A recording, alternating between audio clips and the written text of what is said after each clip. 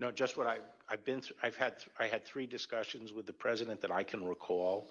One was on November 23rd, one was on December 1st, and one was on December 14th. And I've been through sort of the give and take of those discussions. And in that context, I made it clear I did not agree with the idea of saying the election was stolen and putting out this stuff, which I told the president was bullshit.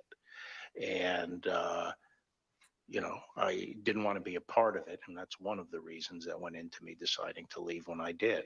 I observed, I think it was on December 1st, that, how can you can't live in a world where the incumbent administration stays in power based on its view, unsupported by specific evidence, that there was fraud in the election. I was in the Oval Office, and at some point in the conversation, Meidas Touch, who is the lead data person, was brought on, and I remember he delivered to the president pretty blunt terms that he was going to lose. And that was based, Mr. Miller, on MAD and the data team's assessment of the sort of county by county, state by state results as reported? Correct. Alex Cannon was one of President Trump's campaign lawyers. He previously worked for the Trump Organization. Reported? Correct. Alex Cannon was one of President Trump's campaign lawyers. He previously worked for the Trump Organization. One of his responsibilities was to assess allegations of election fraud in November 2020. Here is one sample of his testimony discussing what he told White House Chief of Staff Mark Meadows. I remember a call with Mr. Meadows, where Mr. Meadows was asking me what I was finding and if I was finding anything. And I remember sharing with him that we weren't finding anything that would be sufficient to change the results in any of the key states. When was that conversation? Probably in November, mid to late November. I think it was before my child was born. And what was Mr. Meadows' reaction to that information? I believe the words he used were, "So there's no there there." There's no there. The Trump campaign's general counsel, Matt Morgan, gave similar testimony. He explained that all of the fraud allegations and the campaign's other election arguments taken together and viewed in the best possible light for President Trump could still not change the outcome of the election. President Trump's Attorney General Bill Barr also told Donald Trump his election claims were wrong. Repeatedly told the president in no uncertain terms that I did not see evidence of fraud and that would have affected the outcome of the election. And frankly, a year and a half later, I haven't seen anything to change my mind on that. I saw absolutely zero basis for the allegations, but they were made in such a sensational way that they obviously were influencing a lot of people, members of the public, that there was this systemic corruption in the system and that their votes didn't count and that these machines controlled by somebody else were actually determining it, which was complete nonsense. And it was being laid out there. And I told them that it was crazy stuff and they were wasting their time on that. And it was doing a grave disservice to the country. It affected my perspective. I respect Attorney General Barr. So I accepted what he was saying. And I recall toward the end saying, what you're proposing is nothing less than the United States Justice Department meddling in the outcome of a presidential election. I had no right to overturn the election. The presidency belongs to the American people and the American people alone. And frankly, there is no idea more un-American than the notion that any one person could choose the American president. So I think the vice president was proud of his 4 years of service, and he felt like much has been accomplished in those 4 years. And I think he was proud to have stood beside the president for all that had been done.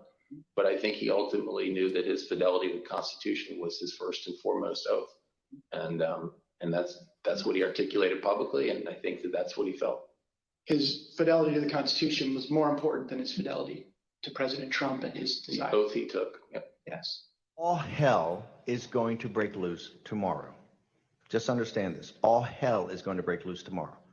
There were 2 or 3 calls with Vice President Pence. He was very animated, and he issued very explicit, very direct, unambiguous orders.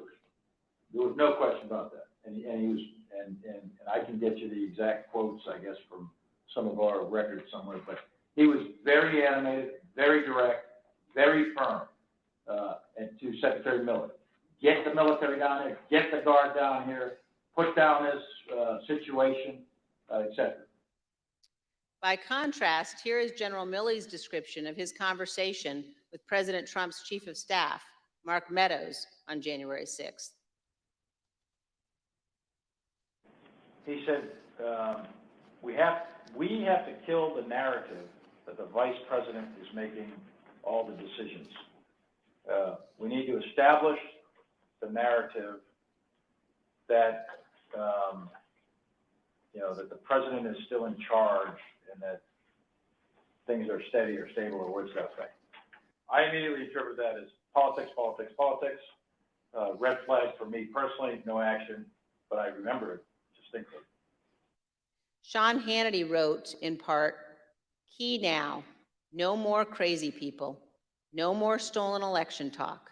Yes, impeachment and 25th Amendment are real. Many people will quit." Ms. McEnany responded in part, "Love that. That's the playbook." Jared, are you aware of instances where Pat Cipollone threatened to resign? I kind of, like I said, my interest at that time was on trying to get as many pardons done. And I know that, he was always, him and the team were always saying, oh, we're going to resign. We're not going to be here if this happens, if that happens. So I kind of took it up to just be whining, to be honest with you. Without objection, I include in the record a video presentation of the violence of January 6th. Proud of your boy! Proud of your boy! Proud of your boy!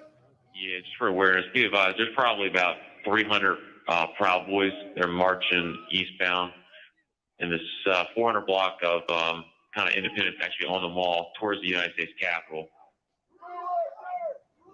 I am not allowed to say what's going to happen today because everyone's just going to have to watch for themselves. But it's going to happen. Something's going to happen. Who's streets? Our streets! Who's streets? Our streets! Who's streets? Our streets!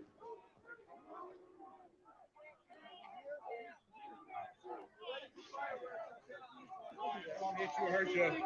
We are on your side. Don't make us go against you. Understand the side. Pick a side. These are our streets. 20 bucks a picture. I hope Mike is going to do the right thing. I hope so. I hope so. Because if Mike Pence does the right thing, we win the election.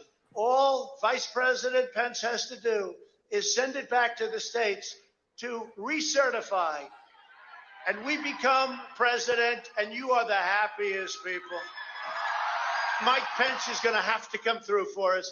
And if he doesn't, that will be a sad day for our country. Because you'll never take back our country with weakness. You have to show strength, and you have to be strong.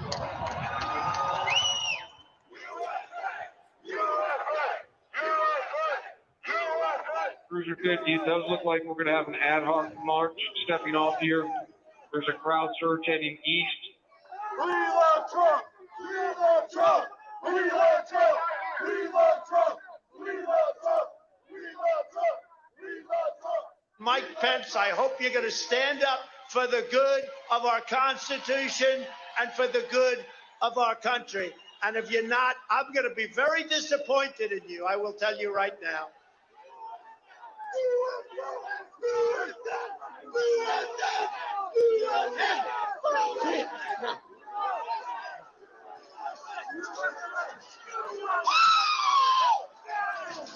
back, ladies! Get back, ladies!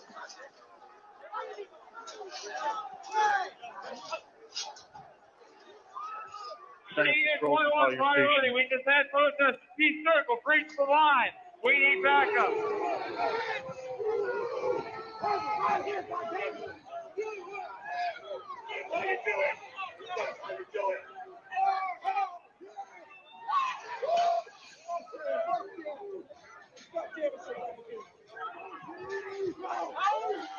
Madam Speaker, the Vice President, and the United States Senate.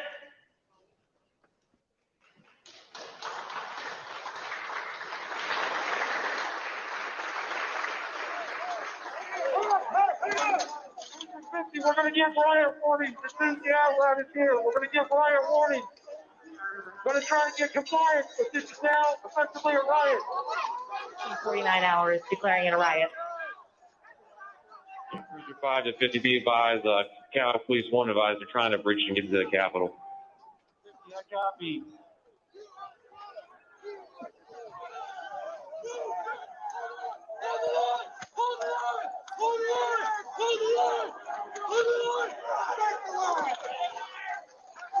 We're about 5 miles out. We're trying to make our way through all this.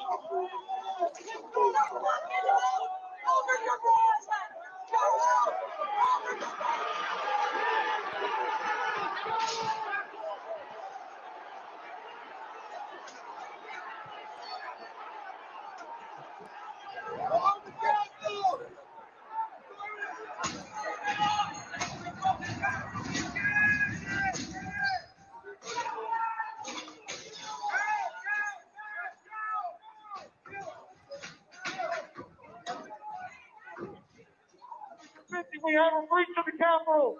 Breach of the Capitol to the upper level. Be advised, they're requesting additional resources on the east side as they've broken into that window and they're trying to kick it in.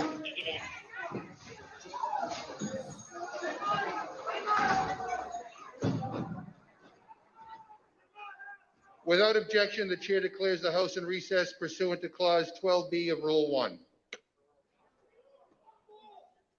Mike Pence didn't have the courage to do what should have been done to protect our country and our Constitution, giving states a chance to certify a corrected set of facts, not the fraudulent or inaccurate ones which they were asked to previously certify. U.S. demands the truth. Bring out Pence.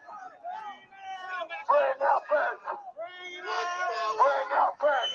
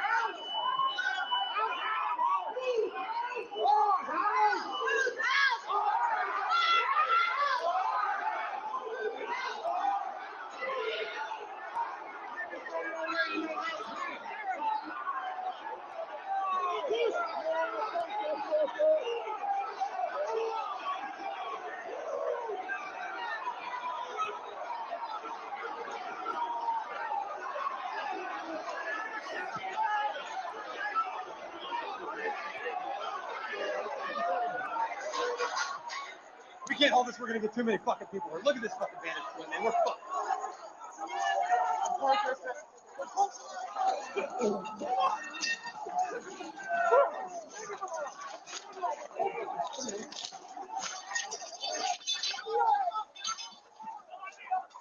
We need an area for the housing members.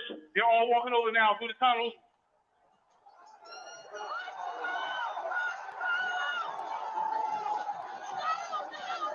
We're trying to hold the upper deck. We're trying to hold the upper deck down. We need to hold the doors of the Capitol.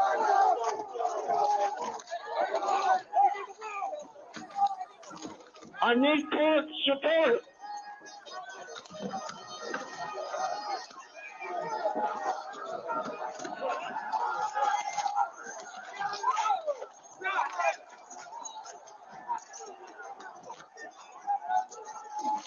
lost the line. We lost the line. All MPD, step back. All MPD, step back up to the upper deck. All MPD, step back to the upper deck. ASAP.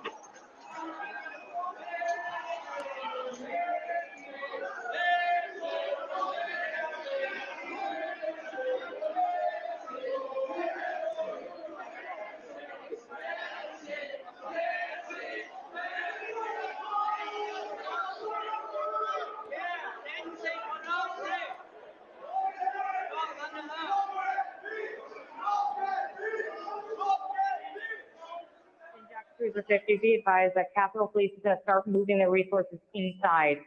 They're going to start the M4 officers first.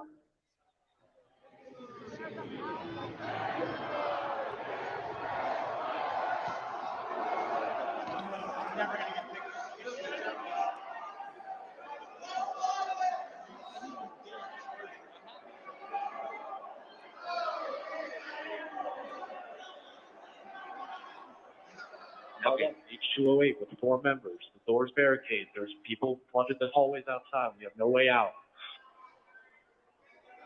In fact, officers still remaining on the house floor, on the third floor, to use the subways themselves. It's time to evacuate so we can secure the members on the other side. Copy. It's up to us people now, the American people. What are you ready to do? One more time. What are you ready to do? And whatever it takes, I'll lay my life down if it takes. Absolutely. That's why we showed up today. Hey! Bring her out! Hey! We're coming in if you don't bring her out!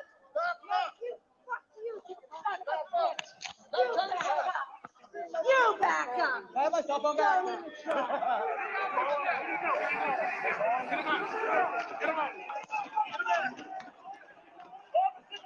Get him up! Get him up! Get him up! Hold up! Get him up!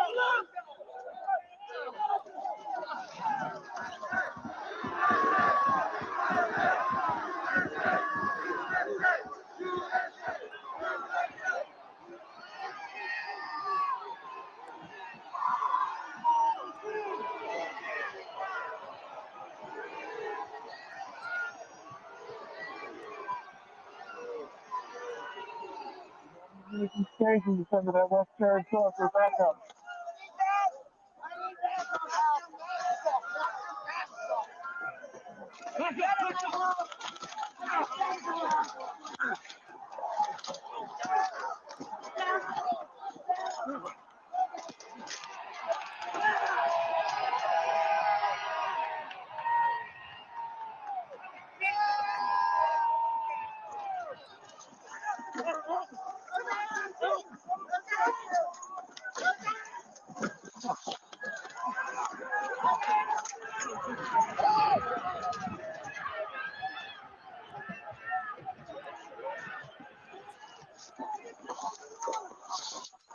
They were peaceful people. These were great people. The crowd was unbelievable. And I mentioned the word love, the love in the air. I've never seen anything like it.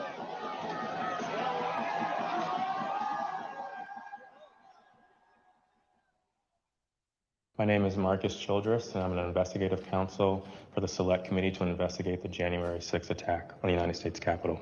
What do you want to call them? Give me a name. Give me a White name. supremacists and white like me to condemn? White supremacists and right Proud Boys. Boys, stand back and stand by. After he made this comment, Enrique Terrio, then chairman of the Proud Boys, said on Parler, "Standing by, sir."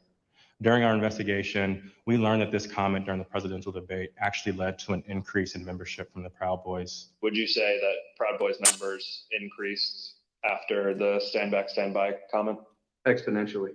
I'd say tripled probably, with the potential for a lot more eventually. And did you ever sell any stand back and stand by merchandise? One of the vendors on my page actually beat me to it, but I wish I would have made a stand back, stand by shirt. On December 19th, President Trump tweeted about the January 6th rally and told attendees, "Be there, we'll be wild." Many of the witnesses that we interviewed were inspired by the president's call and came to DC for January 6th. But the extremists, they took it a step further. They viewed this tweet as a call to arms. A day later, the Department of Justice describes how the Proud Boys created a chat called the Ministry of Self-Defense Leadership Chat. In this chat, the Proud Boys established a command structure in anticipation of coming back to DC on January 6th. The Department of Justice describes Mr. Tarrio coming into possession of a document called the 1776 Returns, which describes individuals occupying key buildings around the United States Capitol. The Oath Keepers are another group that the committee investigated.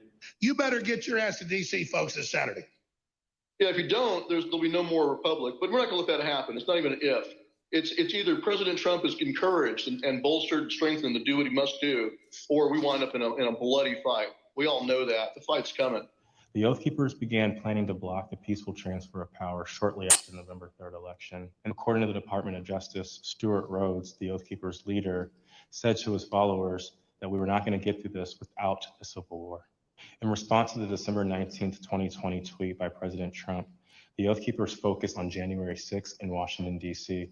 In response to the tweet, one member, the president of the Florida chapter, put on social media, "The president called us to the Capitol. He wants us to make it wild."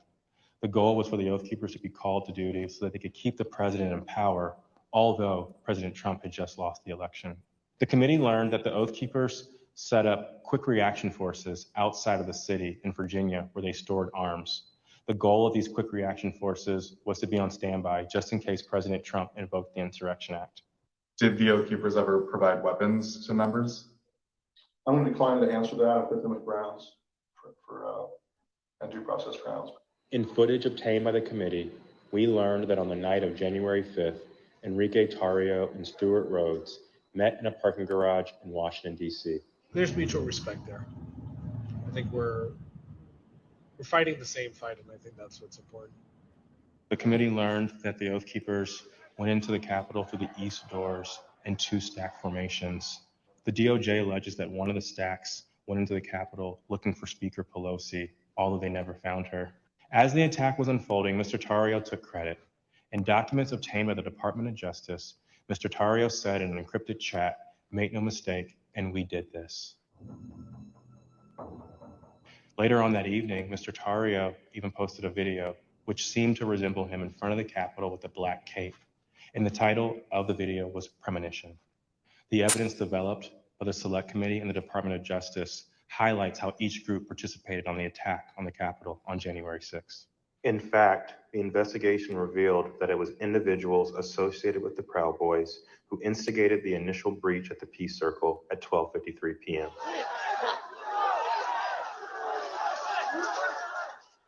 Within 10 minutes, rioters had already filled the Lower West Plaza. By 2 o'clock, rioters had reached the doors on the West and the East plazas. And by 2:13, rioters had actually broken through the Senate wing door and gotten into the Capitol building. A series of breaches followed. At 2:25 p.m., rioters breached the east side doors to the Rotunda.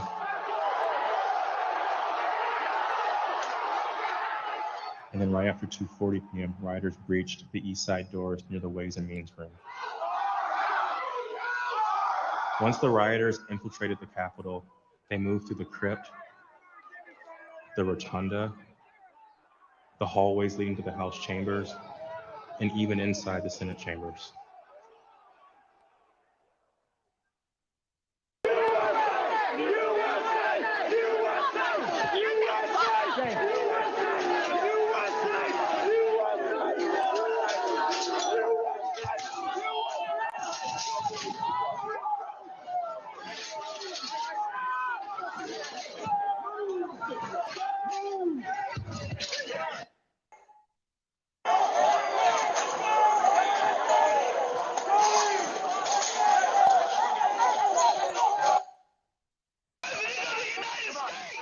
What really made me want to come was the fact that, I had supported Trump all that time. I did believe, that the election was being stolen. And Trump asked us to come. He personally asked for us to come to DC that day. And I thought for everything he's done for us. If this is the only thing he's going to ask of me, I'll do it. We're going to walk down to the Capitol. Did you recall President Trump mentioning going to the Capitol during his speech? Oh, yeah. So that's one of my disappointments. He said he was going to go with us, that he was going to be there. I know why I was there, and that's because he called me there and he laid out what is happening in our government. He laid it out. But I remember Donald Trump telling people to be there, right? I mean, to support. So you mentioned that the president asked you. Do you remember a specific message? Basically, yeah, he asked for us to come to DC, that big things are going to happen. What got me interested, he said, I have something very important to say on January 6th or something like that, is what got me interested to be there. You know, Trump has only asked me for two things. He asked me for my vote, and he asked me to come on January 6th.